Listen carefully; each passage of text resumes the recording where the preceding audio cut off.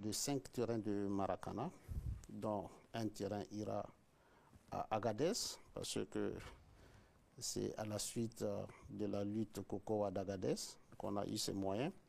Donc il est normal qu'on laisse une trace dans la région.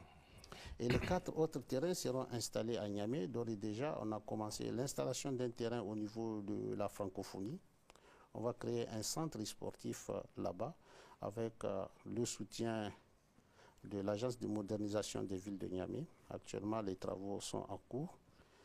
On a choisi de réhabiliter l'arène de lutte de Niamey.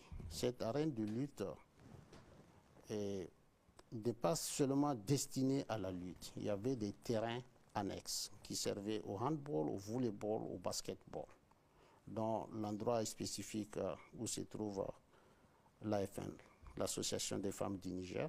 Il est question de récupérer ces espaces. On a promis aux femmes du Niger un espace pour eux, spécialement pour le sport.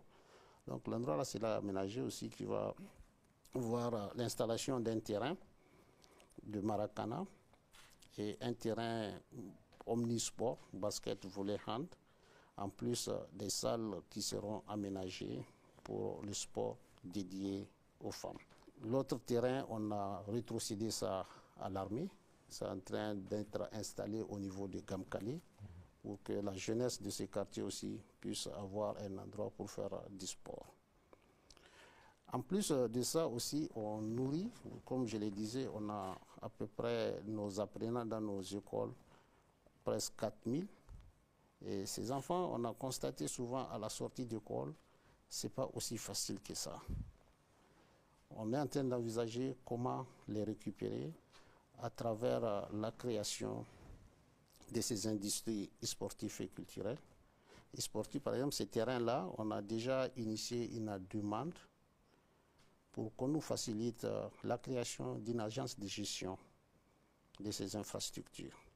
Parce que normalement, on n'a pas le droit de générer des sous, mais il faut bien un moyen pour que ces installations qui vont coûter cher puissent se prendre en charge. Mais pour ça, il va falloir avoir une rencontre avec le ministère de l'Intérieur pour voir comment mettre en place cette agence ou bien l'office qui va gérer ces infrastructures.